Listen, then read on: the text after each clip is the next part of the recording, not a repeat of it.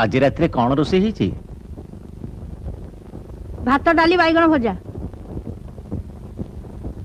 कहीं भाकुड़ा माछर झोल टिके कलनी केते दिन पार्टी बाजिनी